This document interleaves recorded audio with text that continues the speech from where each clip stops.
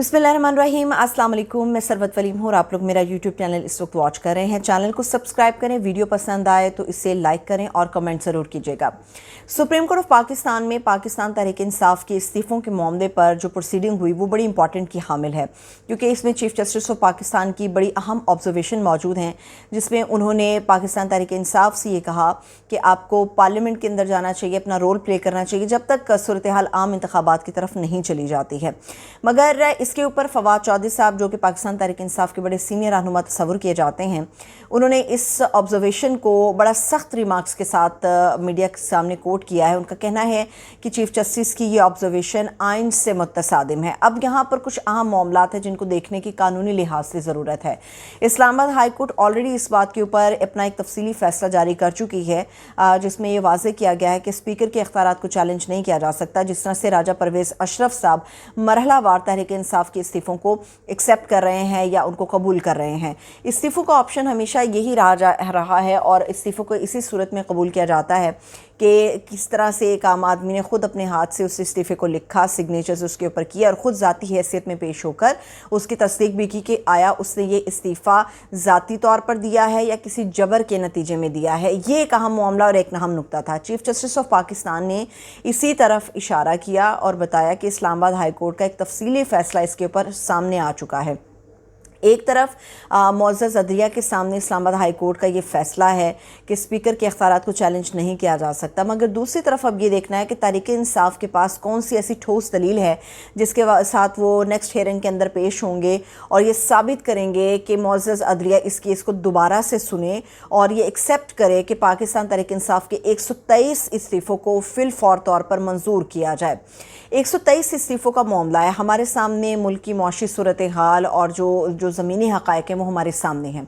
जब हम 123 इस्तीफ़ों की बात करते हैं कि किसी भी सतह पर जब एक ज़मीनी इलेक्शन किसी भी एक सीट पर होता है, उस पर एक अच्छा खासा अमाउंट का ख़र्च आता है। जब हम 123 इंतखाबात के हवाले से बात करेंगे, सीटों के ऊपर इंतखाब होना चाहिए, उस पर एक बहुत बड़ी अमाउंट है जिसका ख़र्च आएगा।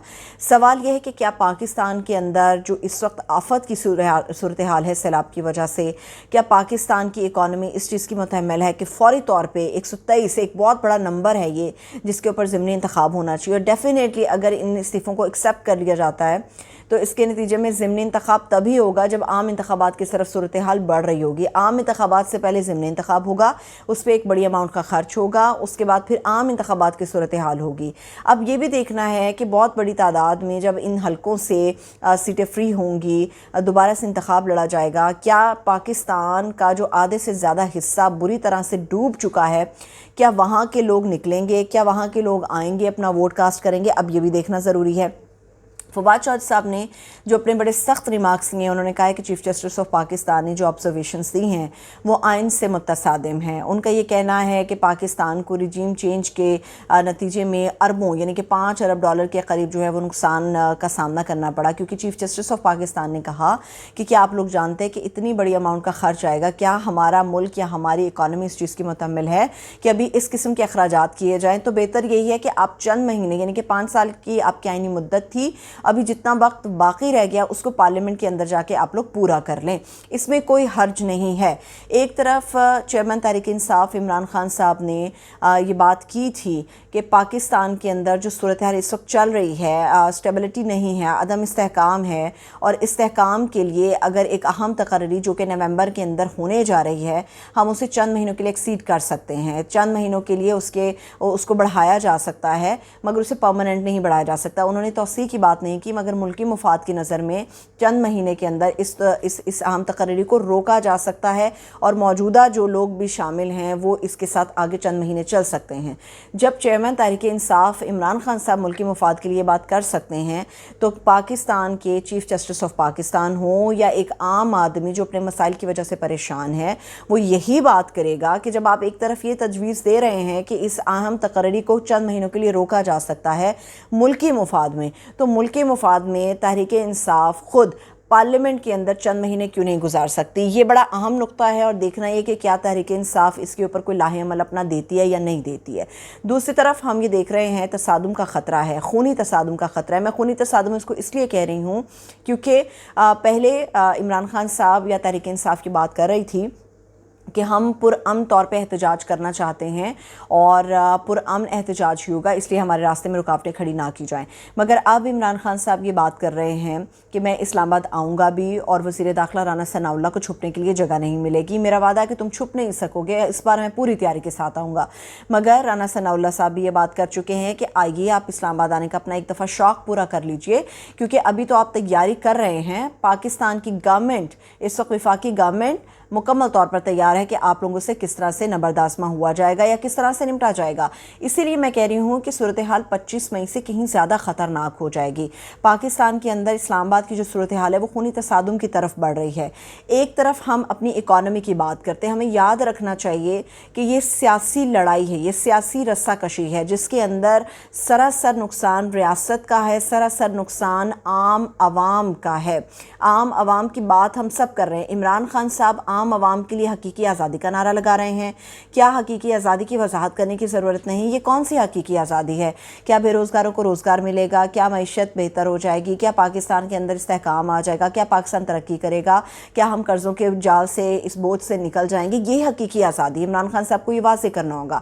مگر دوسری طرف جو ہماری گورنمنٹ ہے وہ بھی یہ بات کر رہی ہے کہ ہم پاکستان کو اس سیلاب سے بچانے کے لیے دنیا سے امداد لے رہے ہیں، ہم ریلیف کی بات کر رہے ہیں، ہم چاہتے ہیں کہ عام آدمی جس کا گھر ڈوب گیا اس کو گھر بنا کر دیا جائے، ایک عام آدمی جس کے گھر میں کھانے کے لیے آٹا نہیں، 2 وقت کی روٹی نہیں ہے، اس کو ایٹ لیسٹ یہ بنیادی ضروریات فراہم کی جا سکے۔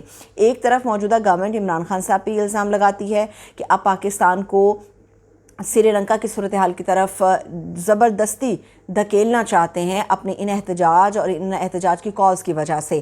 مگر عمران خان صاحب کہتے ہیں کہ اگر آپ لوگ نہ گئے یا میں نہ آیا یا میں انتخابات کی طرف صورتحال نہ گئی تو پاکستان خدا نہ خواستہ ایسی ہی صورتحال کی طرف چلا جائے گا جو ہمیں سری لنکا کی نظر آ رہی ہے۔